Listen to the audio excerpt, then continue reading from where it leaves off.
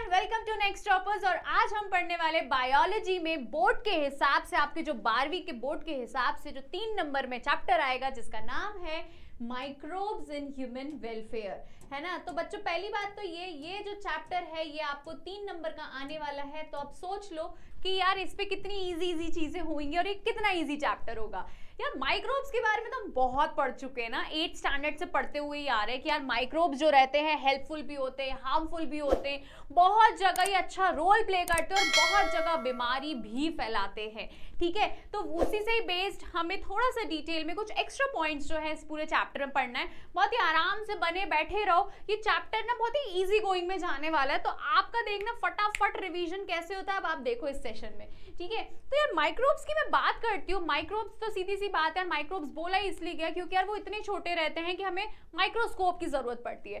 तो तभी बोला जाता है यार माइक्रोब्स जो रहते हैं वो हमारे लिए हेल्पफुल भी रहते हैं और कहीं ना कहीं वो हमें क्या करते हैं, डिस्ट्रॉय भी करते हैं या चीजें हमारी डैमेज भी करते हैं। तो तभी हम बोलते हैं बेनिफिशियल मतलब हमें बेनिफिट्स दे रहे हैं, एंड डिट्रीमेंटल मतलब चीजें हमारी खराब भी करते हैं।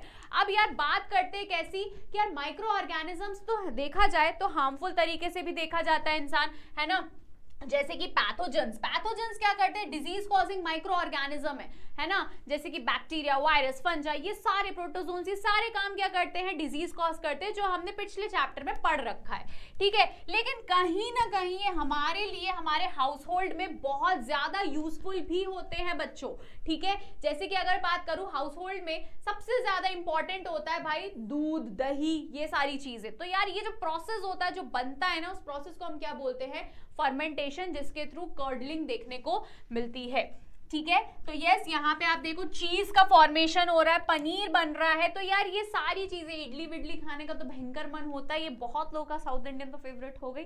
तो यार that is all because of the fermentation. ठीक है, तो यार ये आपको पता होना चाहिए कि भाई माइक्रोब्स जो है, जैसे कि कर्ड बनता है लैक्टोबैसिलस बैक्टीरिया से, तो यार ये जो रहता है बहुत इंपॉर्टेंट रहता है, जो कि हाउस होल्ड में सबसे ज्यादा यूज होता है। इसके अलावा अगर मैं इंडस्ट्रियल प्रोडक्ट्स की मैं बात करूं तो यार अल्कोहलिक बेवरेजेस जैसे कि वाइन हो गया, बियर हो गया, है ना, फर्मेंट शुगर इनटू अल्कोहल बना रहा है। इसके अलावा एंटीबायोटिक्स भी बना रहा है, पेनिसिलिन, है ना, पेनिसिलियम नोटेटम बोल रही थी मैं। ठीक है, पेनिसिलिन की बात करें जो फर्दर इन्फेक्शंस में सबसे ज्यादा काम आता है कि भैया कभी कुछ हो जाता है इन्फेक्शंस, तो यार पेनिसिलिन को याद किया जाता है। वैसे तो जब हम फंजाई के बारे में पढ़ रहे थे बच्चों, तब हमने 11th स्टैंडर्ड में ना काफी ज्यादा डिटेल में डिस्कस किया था फंगस के बारे में। इनफैक्ट उसकी पूरी हमने क्या लाइफ साइकिल भी डिस्कस करी है। ठीक है, तो भैया अगर जिसको फंगस को और डिटेल में पढ़ना है तो वो चैप्टर पढ़ लेना। ठीक है, so further more these micro organism produce various chemicals, enzymes and bioactive molecules. ठीक है, तो यार ये सारे जो एंजाइम्स हैं जो है प्रोड्यूस होते हैं, प्लस ये जो माइक्रोब्स हैं वो सबसे ज्यादा हेल्पफुल रहते हैं इन्फेक्शन को मतलब ट्रीट करने में। ठीक है, अब इसके अलावा यार माइक्रो ऑर्गेनिजम्स की बात आती है तो सबसे पहले ना दिमाग में ये आता है microbes in the sewage treatment. तो यार microbes in the sewage treatment की बात करूँ, क्या सीवेज अगर आता है दिमाग में तो सबसे पहले आता है फीकल मैटर, है ना। तो ये जो फीकल मैटर वाली कहानी होती है, इसको ट्रीट करना बहुत जरूरी हो जाता है बच्चों, अदरवाइज क्या हो जाएगा, बीमारियां फैलेंगी और कुछ नहीं होगा। ठीक है, तो यार यहाँ पे आप देखो कि यार 2 पार्ट्स में डिवाइड है। सीवेज की अगर बात करूं, human excreta is the major component waste water, है ना। वेस्ट वाटर का जो मेजर कंपोनेंट रहता है बच्चों वो ह्यूमन वेस्ट होता है, मतलब फीसेस की बात करी गई है।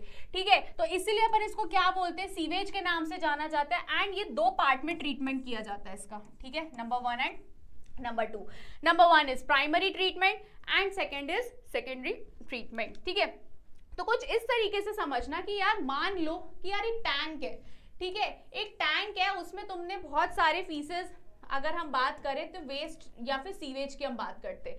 ठीक है, तो यार सबसे पहले तो ये ट्रीटमेंट किया जाता है सेडिमेंटेशन वाला, कि यार जो भारी है, जो सैंड की बात करी गई है, ठीक है, या फिर सैंड एंड ग्रिट्स या फिर सॉलिड की बात करी गई। तो जब सेडिमेंटेशन होता है ना, तब नीचे जो है ये पार्टिकल्स कैसे हो जाते हैं, सेटल हो जाते। ठीक है, फिर जो ऊपर वाला जो बचा हुआ पार्ट रहता है, ठीक है, ऊपर वाला जो पार्ट रहता है एफ्लुएंट जिसको अपन बोलते हैं, उसको कहाँ भेजा जाता है।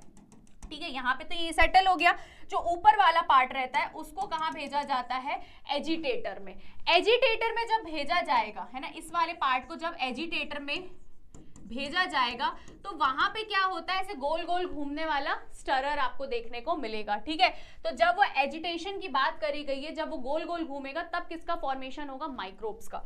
ठीक है, तब वहां पे हमें क्या देखने को मिलते हैं बच्चों, माइक्रोब्स देखने को मिलते हैं। और वो जो माइक्रोब्स हैं वो क्या करते हैं, मैश लाइक स्ट्रक्चर फॉर्म करते हैं। वो मैश लाइक स्ट्रक्चर जो किसको डाइजेस्ट करते हैं, जितना भी ऑर्गेनिक वेस्ट होता है। ठीक है, वो क्या कर लेते हैं, ऑर्गेनिक वेस्ट को डाइजेस्ट कर लेते हैं। ठीक है, समझ में आई कहानी। ऑर्गेनिक वेस्ट लिख रही हूं मैं, 1 मिनट तो। ठीक है, ऑर्गेनिक वेस्ट को क्या कर लेते हैं बच्चों, ये कर लेते हैं डाइजेस्ट। ठीक है, तो अब यार यहाँ पे वही वाली बात करी गई है कि यार वेस्ट ऐसे निकला है, फिर प्राइमरी टैंक में सेटलिंग के लिए गया है। ठीक है, फिर प्राइमरी स्लज जिसको बोला गया है। ठीक है, फिर उसके बाद आप देखोगे तो यार ये जाता है एजिटेटर में। ठीक है, एजिटेटर में क्या हो रहा है, बहुत जोरों से आप बोल सकते हो कि एजिटेशन देखने को मिल रहा है, ऐसे मिक्सिंग देखने को मिल रही है, जिसके कारण माइक्रोब्स की ग्रोथ हो रही है। वो माइक्रोब्स जो रहते हैं मैश लाइक स्ट्रक्चर फॉर्म करते हैं, जिसको हम फ्लॉक्स के नाम से जानते हैं। ठीक है, तो फ्लॉक्स के नाम से जब हम जानते हैं तो फ्लॉक्स क्या करता है, डाइजेस्ट करता है किसको, ऑर्गेनिक वेस्ट को। रोकना है। अब यहाँ पे देखोगे ध्यान से बच्चों, तो इस प्रोसेस में ना जो पानी है ना वो धीरे धीरे करके साफ होने लगता है। ठीक है, क्योंकि यार फ्लॉक्स भी हो गया है ना, हम बोल रहे हैं कि ऑर्गेनिक मैटर को खाने के लिए माइक्रोब्स भी आ गए। लेकिन अब क्या हो रहा है, पानी पूरा साफ तो हुआ नहीं है, तो पानी को पूरा साफ करने के लिए सेटलिंग टैंक में भेजा जाता है। ठीक है, सेटलिंग टैंक में भेजा जाता है। ठीक है, जहां पे आप क्या देखोगे कि भाई जो फ्लॉक्स है वो नीचे जम जाते हैं, और जो बाकी वाला पानी है, जो रिमेनिंग पानी है, वो कहां भेजा जाता है, एरोबिक स्लज डाइजेस्टर में भेजा जाता है। ठीक है, तो प्राइमरी स्लज जो फ्लॉक्स की बात कही थी वो तो नीचे हो गया, लेकिन बाकी वाला जो रहता है, थोड़ा बहुत जो साफ हुआ पानी रहता है, उसको भेजा जाता है एरोबिक स्लज डाइजेस्टर में, जहां पे एनएरोबिक है ना, anaerobic sorry not aerobic, anaerobic. तो एनएरोबिक जो बैक्टीरिया है, वो जो रिमेनिंग जितने भी माइक्रोब्स है उसको क्या करते हैं बच्चों, डाइजेस्ट करते हैं, और इसी फॉर्मेशन में पानी साफ होता है। और साफ होके कहाँ, बाकी रिवर साइड और बाकी जो है थोड़ा बहुत प्रोडक्शन ऑफ बायोगैस के लिए भी यूज किया जाता है। ठीक है, तो यार ये तो स्टेप बाय स्टेप था। ठीक है, तो यार यहाँ पे भी ध्यान से देखो, सेकेंडरी बायोलॉजिकल ट्रीटमेंट भी दिया गया, टर्शरी भी दिया है, डिसइंफेक्शन जोन है, and treated sewage for the disposal, मतलब लाइन से दिया गया। बट मैंने आपको ना अपने मेथड से समझाया ताकि आप लोग वो चीज समझो, इजीली है, समझ जाओगे इजीली। ठीक है, अब आगे बात करते हैं biochemical oxygen demand, BOD। Important 2 number का क्वेश्चन आ सकता है। ठीक है, BOD that means that measure the rate of uptake of oxygen by the microbes। ठीक है, कि माइक्रोब्स कितना अपटेक कर रहे हैं oxygen in a sample water directly. अब यहाँ पे बोला जाता है कि यार ये जो रहते हैं, जितना ज्यादा BOD रहेगा उतना ज्यादा पोल्यूटिंग पोटेंशियल होता है। तो यहाँ पे ध्यान से देखो, BOD refers to the amount of oxygen that would be consumed if all the organic matter in 1 liter of water is oxidized by the bacteria. So BOD measured the rate of uptake of oxygen by microbes in a sample water. So indirectly it measured the organic matter present in the water. So BOD का main काम ही यही रहता है कि वो ये पता लगाता है कि कितना मतलब जो मैटर है, ठीक है, ऑर्गेनिक मैटर है, वो प्रेजेंट है पानी में। ठीक है, तो BOD की कहानी तो इतनी सी हो गई। फिर आता है आपका क्या, रिवर एक्शन प्लान। तो यार सीधी सी बात है, बहुत ज्यादा ये दिक्कत आई थी बच्चों, है ना, कि अर्बनाइजेशन हो गया, इतने सारे लोग आ गए रहने को, इतनी गंदगी हो रही है, लेकिन प्रॉपर ट्रीटमेंट नहीं, जिसके कारण रिवर्स पोल्यूट हो रही थी। ठीक है, तो यार उसके लिए कहीं ना कहीं गवर्नमेंट को ऐसा प्लान लाना पड़ा कि भाई नहीं, ठीक है, प्रॉपर सीवेज ट्रीटमेंट होना चाहिए, सारी चीज़ें प्रॉपर होना चाहिए, ताकि हमारी जो रिवर है, ठीक है, होली रिवर्स है, वो कहीं ना कहीं खराब ना हो। ठीक है, उनका पानी पोल्यूट ना हो, क्योंकि यार वो पानी देखो बहुत लोगों के घर में भी जाता है पीने के लिए। ठीक है, बहुत लोग उसमें नहाते भी हैं, बहुत लोग पूजा करते हैं, तो बहुत सारी दिक्कतें आती। तो इसको देखते हुए ना रिवर एक्शन प्लान समझो। So due to increasing the urbanization, urbanization का मतलब ही वही होता है भाई, घर बन रहे हैं ना, लोग पेड़ तोड़ के घर बना रहे हैं, उसको अर्बनाइजेशन बोला है। Sewage is being produced in the large quantities. बनी बात है बच्चों, जितने ज्यादा लोग रहेंगे उतना ज्यादा सीवेज की क्वांटिटी, सीवेज जो है वो निकलेगा ही निकलेगा। So but the number of the sewage treatment plants has not increased correspondingly, है ना, मतलब लोग तो आ गए, लोग भी आ गए, सब हो गया है, बट भाई कहानी इतनी सी है ना कि ट्रीटमेंट उतना अच्छा नहीं हो पा रहा है, आप उस चीज को नहीं बढ़ा पा रहे हो। आपने लोग बढ़ा दिए, रहने के लिए लोग रख लिए, लेकिन आपने प्रॉपर ट्रीटमेंट वो चीज दी नहीं। So the untreated sewage is often discharged directly into the river. ठीक है, आज भी वैसे तो हम पोल्यूशन देखते ही है, बट सोचो पहले के टाइम पे वो चीज बहुत ज्यादा हुआ करती थी कि डायरेक्टली सीवेज का पानी कहाँ जाता है, रिवर में जाता है. That's leading to the pollution and increase in the waterborne disease. अब सीधी सी बात है यार, रिवर इतनी साफ है, पानी इतना साफ है, सीवेज वाटर जाएगा तो बनी बात है पोल्यूशन होगा, water pollution. And water pollution के कारण क्या होता है बच्चों, डिजीज कॉज हो सकती है, जिसको हम वाटरबॉर्न डिजीज बोलते हैं, क्योंकि अल्टीमेटली वो पानी बहुत लोगों के घर जा रहा है पीने के हिसाब से. ठीक है, तो उस पर भी ध्यान रखना पड़ता है. So the Ministry of Environment and the Forest has initiated Ganga Action Plan and Yamuna Action Plan to save the major rivers to our country from the pollution. So under these plans, building of a large number of sewage treatment plant is proposed so that only treated sewage may be discharged in the river.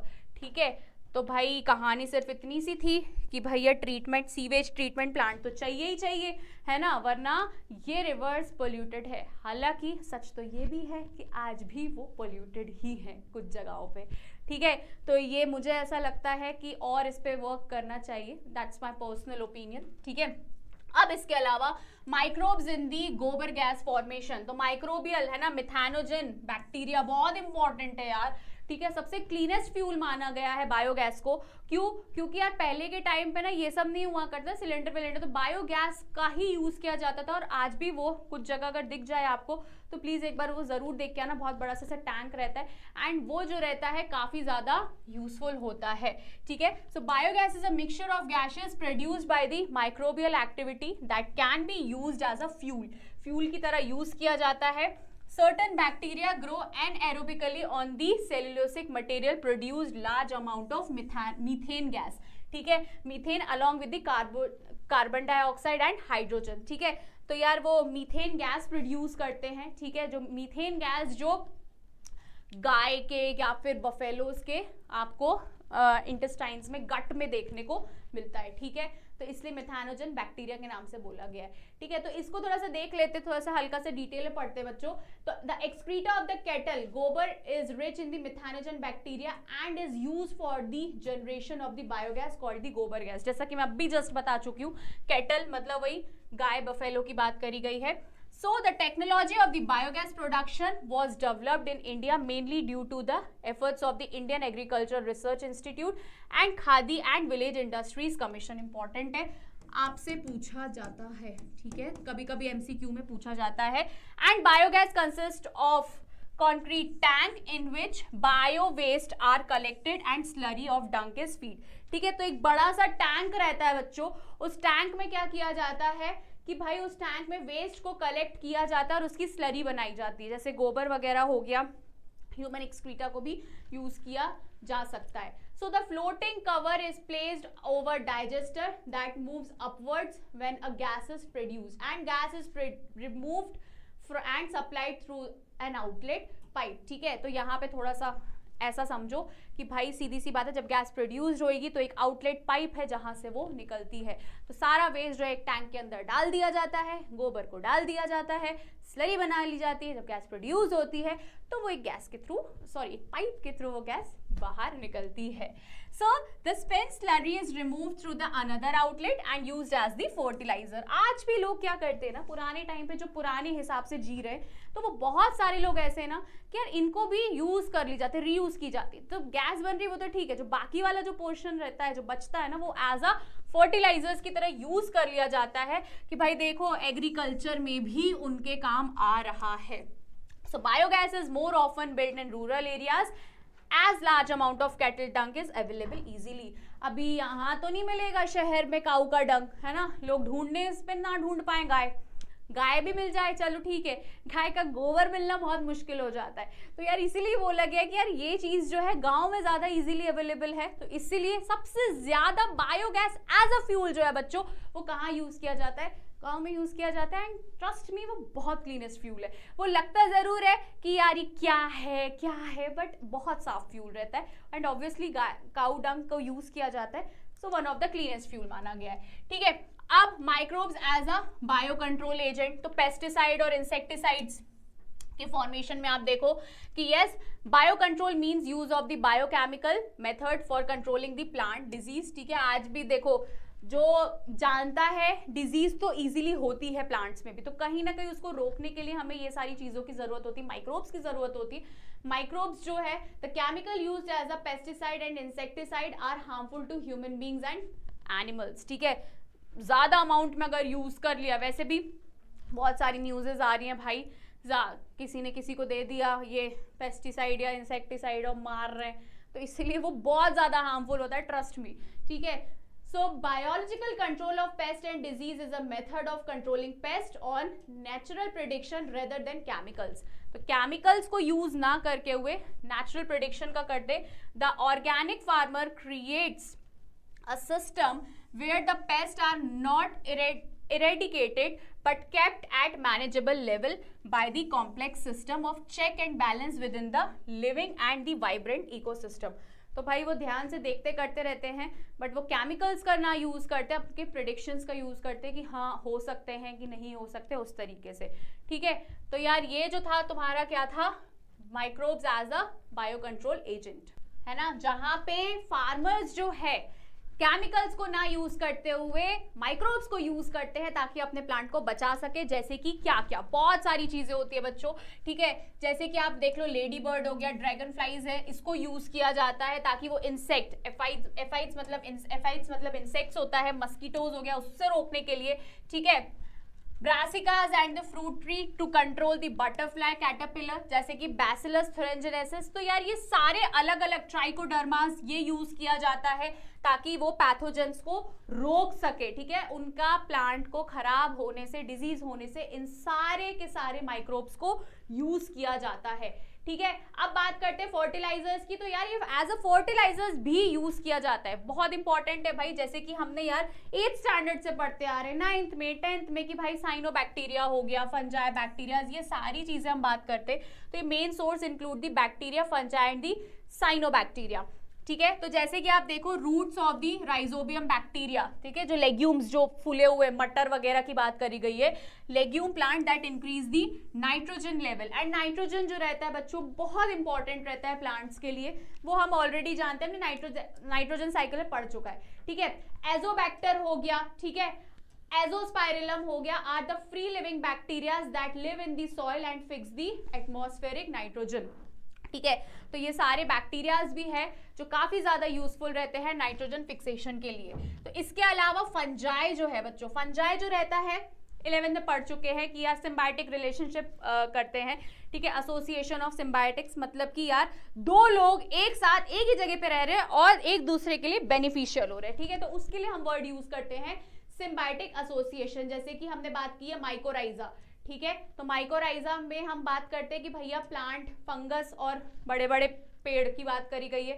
So mycorrhizal fungi absorb the phosphorus from the soil and transfer it to the plants, while it also offering added benefits such as resistance to the root borne pathogens। ठीक है, वो रोकता भी है।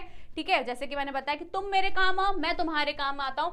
तो भाई सीधी सी बात है, जो ये फंजा है, माइकोराइजल फंजा है, वो क्या करता है, फॉस्फोरस को एब्जॉर्ब करता है सॉइल से और पूरे प्लांट्स को दे देता है। उसी के अलावा और भी उसको बेनिफिट में क्या मिलता है, और भी बहुत सारी चीजें, ताकि वो अपने आप को सरवाइव कर सके। फिर इसके अलावा बच्चों साइनोबैक्टीरिया, नोस्टॉक एंड एनाबेना, जो कि क्या है, are autotroph microbes found in the both aquatic and the terrestrial environment. तो यार ये जो नाम है ना, ये नाम कुछ नए नहीं है, ये नाम तुम 11th में पढ़ चुके हो, तो कुछ ऐसा मत सोचना कि सब कुछ नया आ रखा है। ठीक है, अब इसके अलावा इसी पे बेस्ड कुछ क्वेश्चंस भी सॉल्व कर लेते हैं बच्चों, जो ज्यादा है नहीं। ठीक है, जैसा कि मैंने बताया 3 मार्क्स का ये चैप्टर है जो काफी इजी है, तो फटाफट इसको खत्म करते हैं, बिल्कुल टेंशन मत लेना। ठीक है, तो यार सबसे पहले lactobacillus that sets milk into curd is categorised as, lactobacillus is a heterotrophic bacteria which convert milk into the, yes obviously curd. ठीक है, and they convert lactose into the lactic acid. तो इंपॉर्टेंट मार्क कर लो, है ना, 2024 में ये सवाल पूछा गया, सोचो कितना इजी सा सवाल है। During biological treatment of the sewage, the masses of the bacteria held together by the fungal filament to form mesh like structure called, क्या कहलाता है, फ्लॉक्स। बहुत अच्छे से एरो बना के बताया है, इसलिए मत भूलना। Bacteria present in the rumen of the cattle digest cellulose 2, obviously methane अभी डिस्कस किया है। Right any 2 places where methanogen gas can be found. ठीक है। तो राइस फील्ड हो गया, alimentary canal of the ruminant, मतलब वही गाय भैंस की बात करी गई है। Name the types of association that the genus Glomus exhibit with the higher plants. So genus Glomus exhibits symbiotic association with the higher plant called the mycorrhiza. Just अभी हमने बात करी गई है। State one reason for adding blue-green algae to the agricultural soil. ठीक है। So yes, blue-green algae are added to the agricultural soil because they add organic matter to the soil और obvious सी बात है भाई, fertility को ये बढ़ाता है। ठीक है। फिर तुम्हें बताना है फ्लॉक क्या होता है, सीवेज के बारे में पूरा बताना है। क्वेश्चंस इजी है। Different species belonging to genus Trichoderma are useful to human as well as plants. So justify करना, तो तुम्हें बस बताना है भाई कि भाई क्या क्या काम आता है। ठीक है, तो ये इंपॉर्टेंट है, इसको तुम लोग पढ़ लेना। ठीक है। Different species of the genus Trichoderma are useful to both humans as well as plants. This could be understood as Trichoderma polysporum, है ना। Trichoderma polysporum produce the cyclosporin A that act as a immunosuppressive agent during the organ transplant. तो जब organ transplant होता है तो trichoderma जो है ये हमारे लिए बहुत इंपॉर्टेंट रहता है एंड ऑब्वियसली प्लांट्स के लिए तो ये रहता ही रहता है। ठीक है। फिर उसके बाद तुम्हें क्या बताना है, mention the common bacteria found in the anaerobic sludge during the sewage treatment. तो भाई ये तुम लोग बता ही सकते हो, मिथेनोजेंस की बात करी गई है। ठीक है। Microbes can be treated to decrease the use of the chemical fertilisers, explain how this can be accomplished. ठीक है। तो अलग अलग बैक्टीरियाज के बारे में जस्ट अभी हमने डिस्कस किया है, कुछ भी नया नहीं है बच्चों। फंजाई के बारे में, नॉस्टॉक, एनाबेना, हर एक चीज तुम बहुत अच्छे से बता सकते हो। तो बच्चों ये तो थे कुछ इंपॉर्टेंट क्वेश्चंस और ऐसे क्वेश्चंस जिसके चांसेस बहुत ज्यादा है आने के। आप लोगों को मैंने वो चीजों पे सबसे ज्यादा फोकस किया है बच्चों जिससे क्वेश्चंस बनने के बहुत चांसेस है। तो मेक श्योर आप लोग हर एक चीज बहुत अच्छे से पढ़ो, बिना कुछ सोचे समझे, बस पढ़ते चलो, मेहनत करते चलो, सफलता अपने आप मिल जाएगी। So all the best for your exams. Bye.